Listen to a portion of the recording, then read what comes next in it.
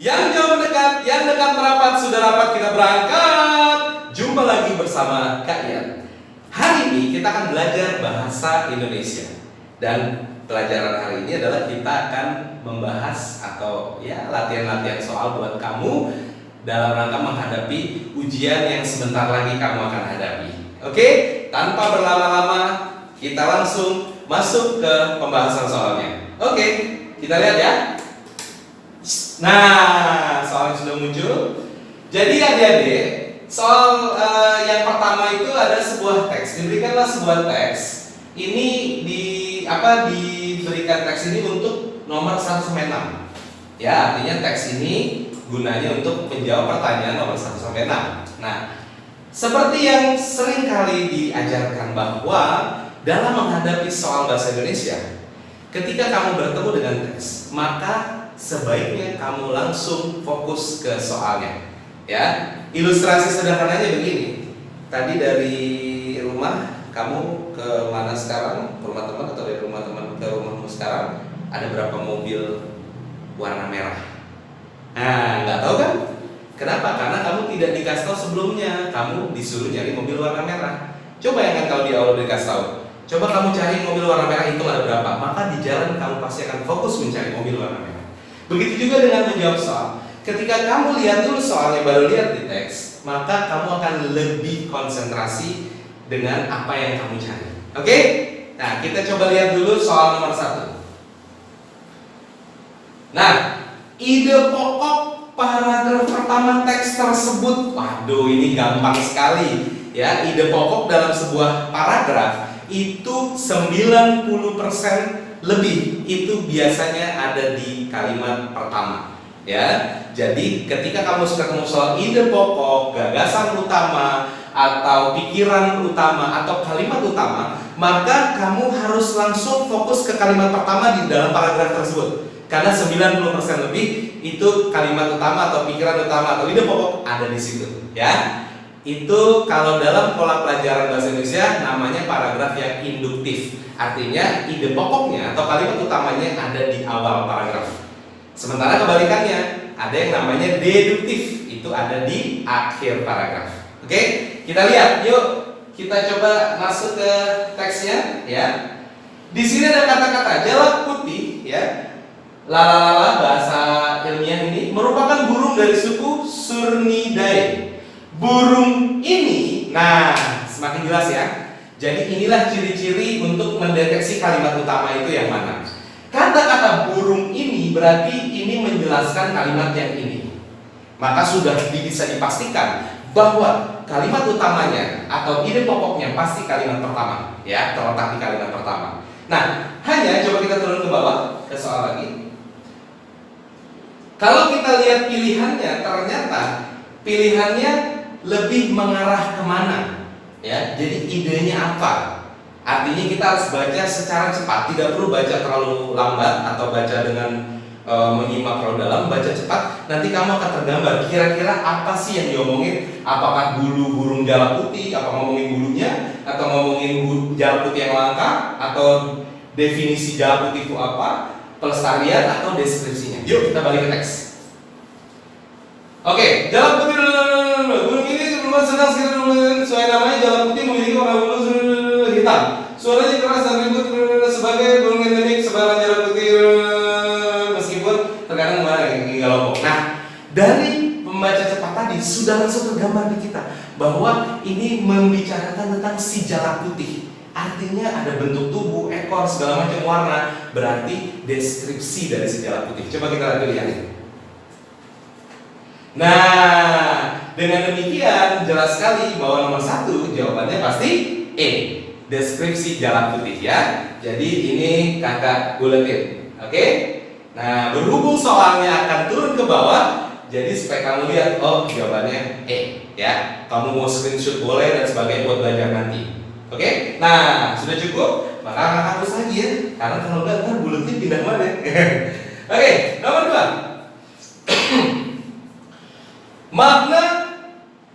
Makna istilah konservasi pada paragraf terakhir. Nah, kebetulan kita nggak perlu geser-geser karena paragraf terakhir.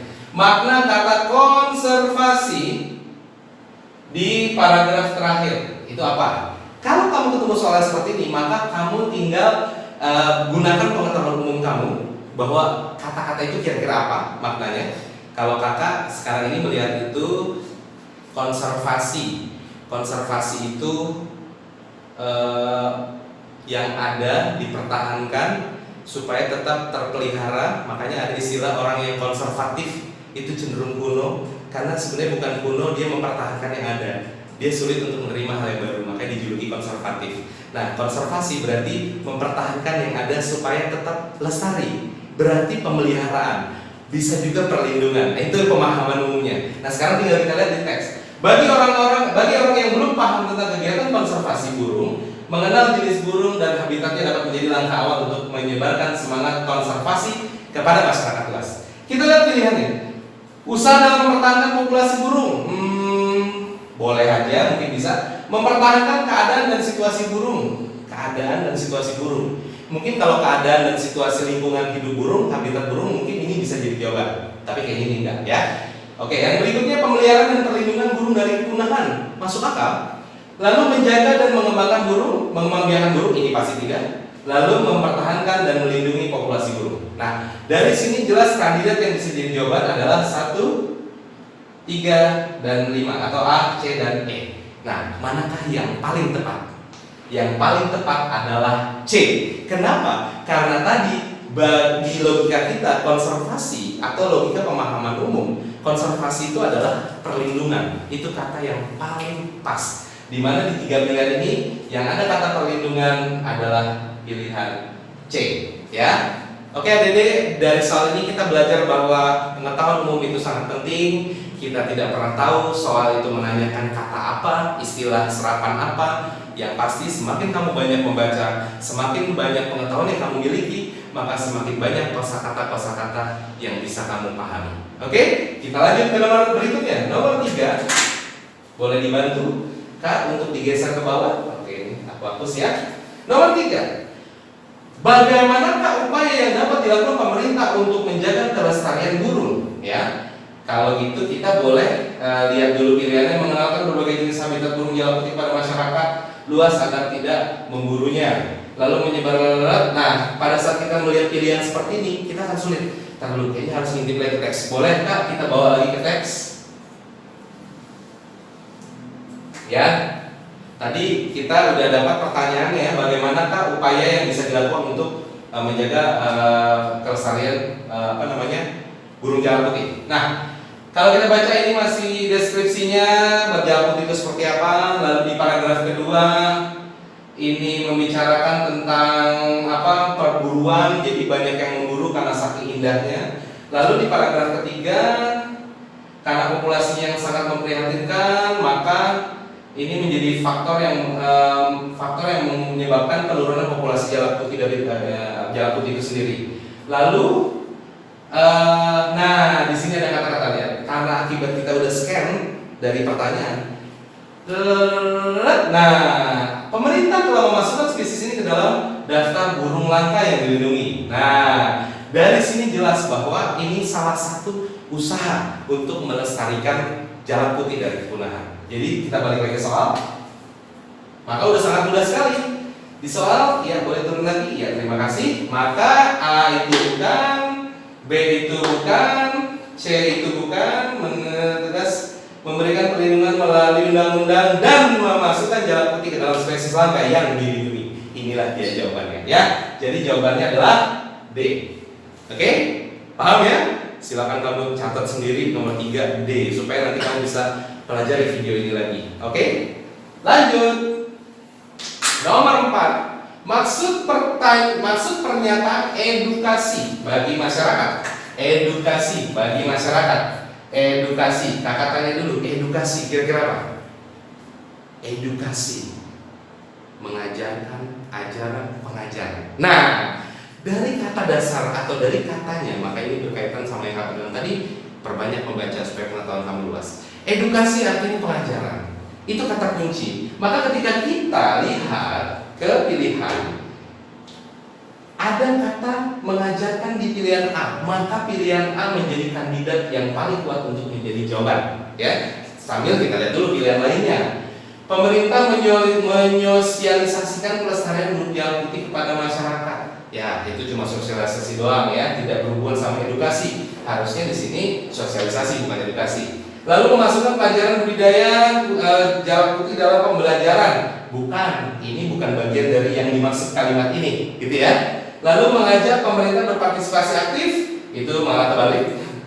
Lalu menanamkan sikap konservatif pada burung jalak putih kepada masyarakat, ini nggak jauh beda sama pilihan B.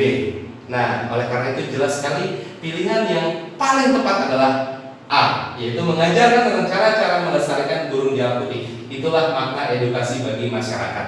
Oke?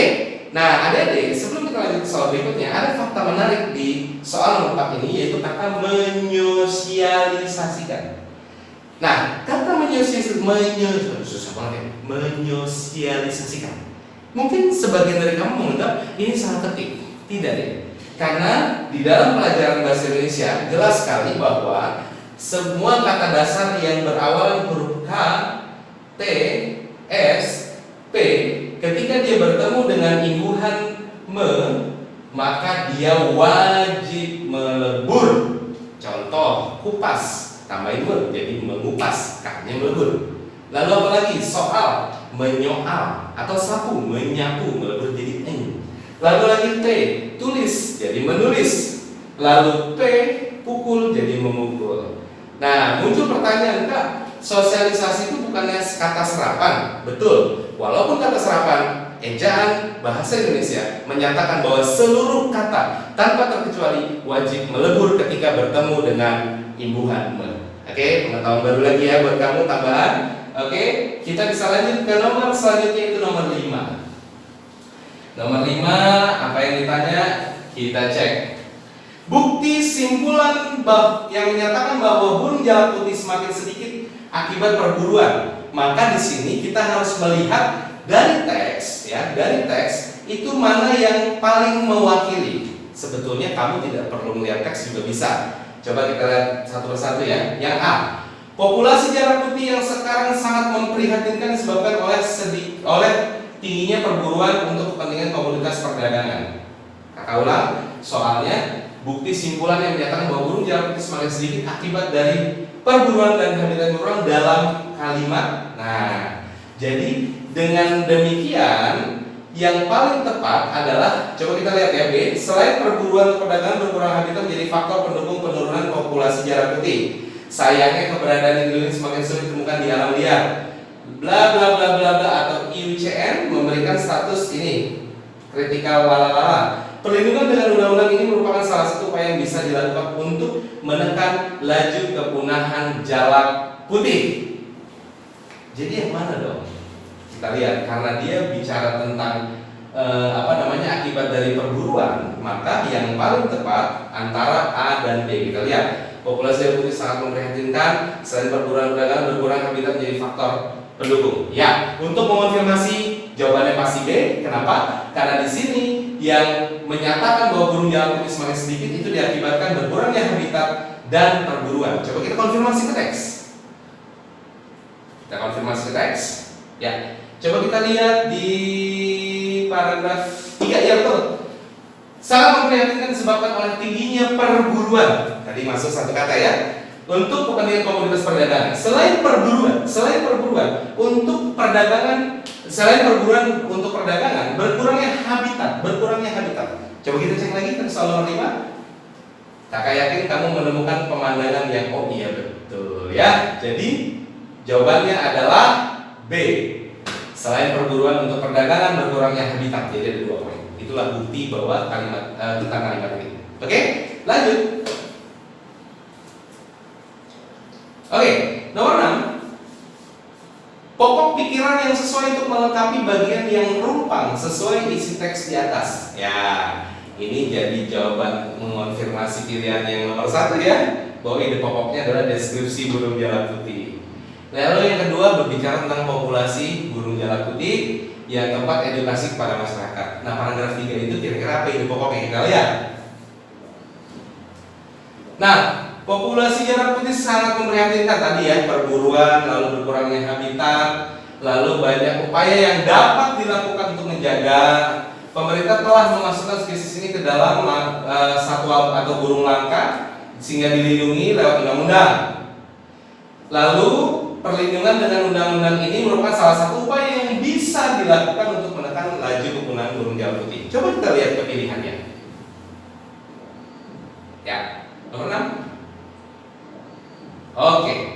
Yang pertama, solusi yang A, solusi yang ditawarkan penulis untuk mengatasi permasalahan jalak putih. Yang B, upaya yang telah dilakukan untuk mengatasi masalah jalak putih. Ingat adik-adik, coba nanti kamu bisa luangkan waktu untuk praktikkan lagi teksnya. Pilihan B jelas salah. Kenapa? Karena di pilihan B di teks, informasi yang diberikan, pemerintah belum melakukan upaya-upaya yang nyata dalam teks tadi. Pemerintah baru saja menggolongkannya jadi satwa yang langka dan patut dilindungi dengan undang-undang. Oke? Artinya itu sebuah fakta yang ada. Oke? Berarti ide pokoknya bukan di situ. Bukan di situ. Lalu yang berikutnya upaya pelestarian burung jalak putih dari kepunahan. Ini bisa. Lalu penjelasan pentingnya upaya pelestarian burung jalak putih itu tidak, karena tidak dijelaskan kenapa harus dilestarikan. Lalu kendala-kendala yang dihadapi ini juga tidak. Artinya pilihannya antara A dan C. Nah, kalau kita melihat lagi, coba kita kembali ke teks. Kalau kita melihat kembali ke teks, maka di sini ada beberapa kata kunci yang perlu kamu ketahui, ya. Oke, boleh ya, ini dia. Kata kuncinya adalah pertama, disebabkan oleh tingginya perburuan untuk selain perburuan untuk perdagangan, perlu dilakukan. Nah, ini dia kata kuncinya. Ada kata-kata perlu. Oleh karena itu, perlu dilakukan upaya. Lalu kita lihat lagi terus. Perlindungan dengan undang-undang ini merupakan salah satu upaya yang bisa dilakukan.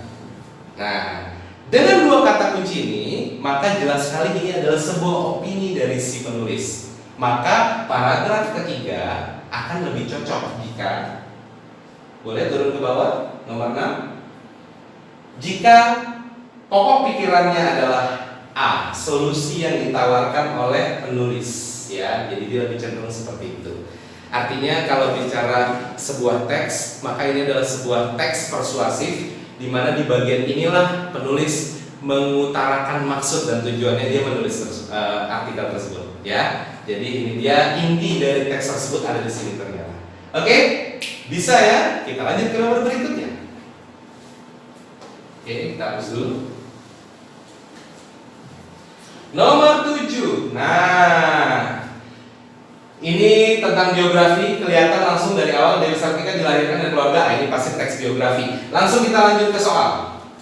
Ya, jadi penting juga kita baca sedikit aja cepat. 2 detik, 3 detik teksnya tentang apa? Tentang biografi. Kalau ada pertanyaan keteladanan, kuncinya ada 2. Biasanya pertanyaan kalau nggak keteladanan, pertanyaan lainnya adalah keistimewaan. Yang harus kamu bedakan adalah kalau pertanyaannya tentang keistimewaan tokoh, maka itu adalah bakat yang muncul di si tokoh, pada diri si tokoh dari lahir. Misalkan dari kecil dia memang pintar bernyanyi, dia berbakat, dia orangnya cantik, dia orangnya tampan, dia orangnya begini, yang memang sudah dari sononya, maka itulah yang dinamakan keistimewaan tokoh. Namun kalau keteladanan tokoh berarti sesuatu yang tadinya dia nggak bisa, lalu dia jadi bisa. Sesuatu yang tadi belum dia lakukan, lalu dia lakukan. Atau sebuah mimpi yang pengen dia lakukan, yang ingin dia lakukan, dan akhirnya mimpi itu tercapai. Ya, maka jelas sekali dengan begitu Dewi Sartika dilahirkan dari keluarga priayi, ini keistimewaan, berarti bukan. Ya, Dewi Sartika belajar membaca dan menulis bersama anak pembantu, bisa kita tandain. Dewi Sartika fasih dan terampil berbahasa Belanda, bisa. Lalu dia merintis pendidikan bagi kaum wanita, bisa. Dewi Sartika pandai memasak, baca dan menulis, bisa. Nah, pertanyaannya kalau kayak gini berarti ada 4 yang bisa. Lalu teks ini berbicara tentang apa? Kita balik lagi. Oke. Ya, di awal dia menceritakan masa kecil, sudah menunjukkan bakat, lalu sambil bermain dulu, belajar membaca bersama pembantu, ya. Ini cukup menginspirasi, tapi bukan itu kayaknya. Lanjut. Setelah beranjak remaja, jiwanya telah tumbuh menjadi dewasa, mempunyai keinginan yang sama, cuma ada kesulitan karena saat itu ada kekangan, ya. Wanita itu tidak boleh terlalu muncul ke permukaan, ya. Lalu berarti ada gaya gravitasi. Oh, itu pelajaran fisika, maaf ya. Oke, ini jatuh kan? Kalau nggak ada gaya gravitasi pasti nggak jatuh. Oke, terus saya bisa mendapat izin mendirikan sekolah untuk perempuan. Lanjut. Merintis pendidikan bagi kaum perempuan di sebuah ruang kecil tepat di belakang rumah ibunya di Bandung. Nah, dari sini jelas ketika kita membaca cepat teks tersebut, maka yang perlu diteladani atau keteladanan yang paling utama dari isi teks adalah dia mampu menginspirasi atau menolong banyak wanita untuk mendapatkan pendidikan yang layak. Coba kita lihat. Yang paling masuk akal adalah oke, berarti nah ini dia D ya. Dewi Sartika gigih merintis pendidikan bagi kaum wanita. Itulah keteladanan yang patut ditiru. Oke, lanjut.